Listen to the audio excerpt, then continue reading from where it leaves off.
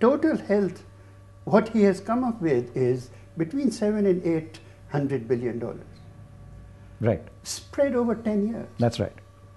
So how much is that? That's less than $100 billion a year. That's right.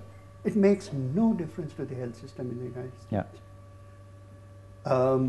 So, you know, I'm actually surprised at that interpretation Quite. of this speech. And I think it is very much, again, a response to the rhetoric, because he's a wonderful speaker. Sure. It was very moving when I was That's listening right. to it. I was That's right. moved. I actually heard the whole speech. Yes. You know, it's very moving. And then you step back and say, what is the substance of it? And then that's what it comes through. In a sense, should one be very surprised at this Obama that we are seeing? While people expected a progressive Obama, were initially a little rattled by what they thought was a more centrist Obama, now see some more progressive things and go for it. Even his cabinet, for example, Tim Geithner, the Treasury Secretary, Lawrence Summers, his White House economic advisor, have both, even very recently, Lawrence Summers has an old record of policies. Deregulation.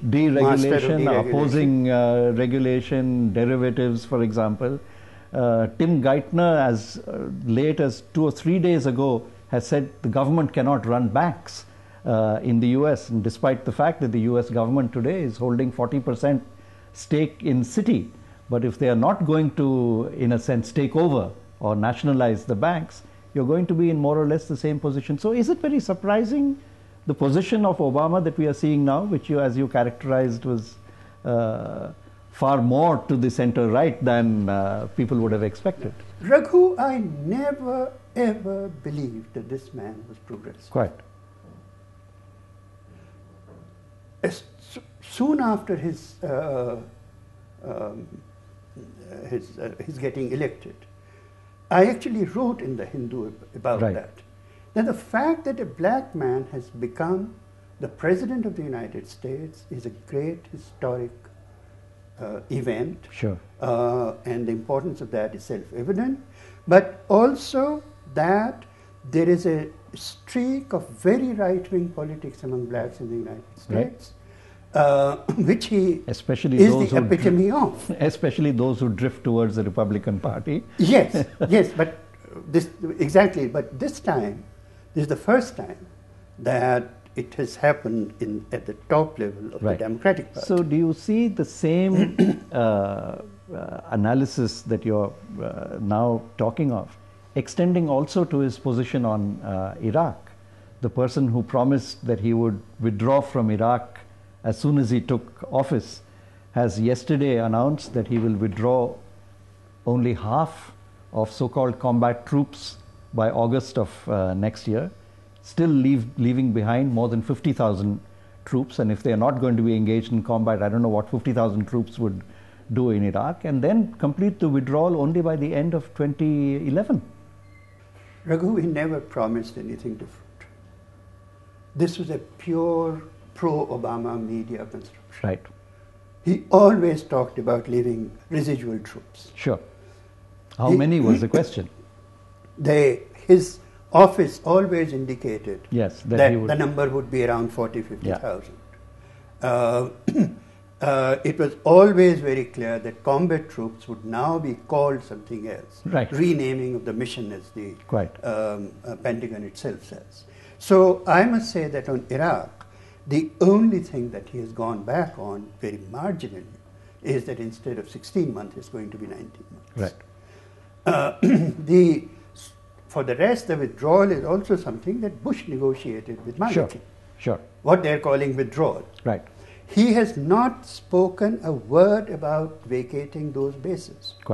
Or handing them over to the Iraqis. He never did, he still doesn't.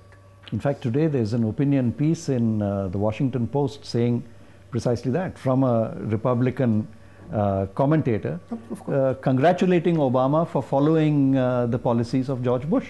Absolutely, yes. I would agree. And where do you see the implications of this in terms of his proclaimed a position which at least he and his administration continue to talk about, of shifting the emphasis from Iraq to Afghanistan. How do you see that playing out in the months or years ahead? Well, first of all, as you well know, this is a continuation of his campaign rhetoric. Right. The campaign rhetoric was partly modulated by the fact that Iraq was perceived as, by then, as the wrong war, the bad war, the war that the United States should not have got into. Afghanistan was always a popular war. The prospect of fighting in Afghanistan was always a sort of a bipartisan popular issue. So he's right in the mainstream of that position. Now, you see, there is a misperception in the United States that a very large modicum of peace has returned to Iraq because of the surge. Right. Which I don't want to get into, but sure. which is an absolute fiction. Sure. And they think there is some sort of surge can help them in Afghanistan. My sense is that Afghanistan is going to be a great quagmire for Obama. The shock for Obama was that when he came into the White House and officially called in his top commanders and asked them, what is the bottom line? What is it that you expect to achieve there? And they said, we are not quite sure. That's right. Even after that, he committed 17,000 troops. Sure. Whereas logically, he should have said, I'm not going to give you any more troops until you can tell me that. Right. So there's a huge, big policy reassessment going on. Right.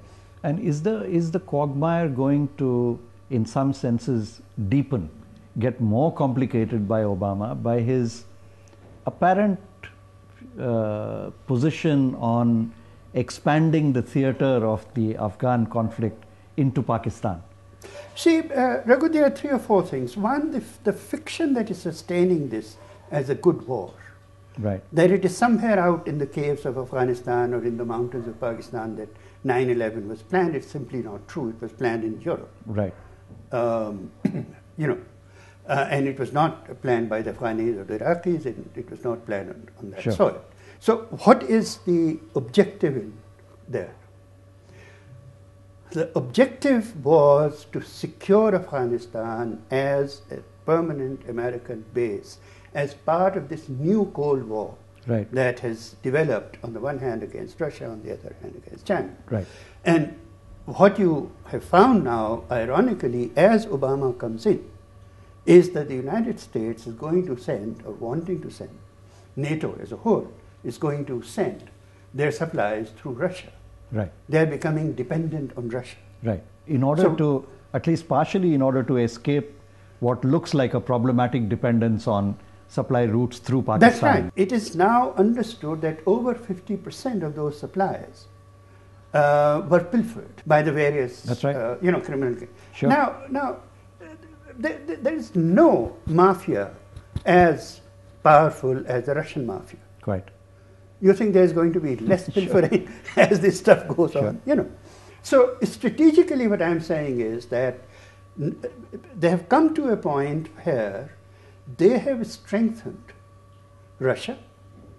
They've become dependent on Russia. Right. And in order to checkmate that, they may now have to become dependent on Iran and look for supply routes through Iran, which is, in fact, the natural. The likely, that's right. If Obama does pursue this line of thinking, which some indications from him and Richard Holbrooke seem to suggest a renewed emphasis on Pakistan, a perception that you can't solve the Afghan problem unless you tackle the Pakistan problem, and you can't tackle the Pakistan problem unless you tackle the problem with India.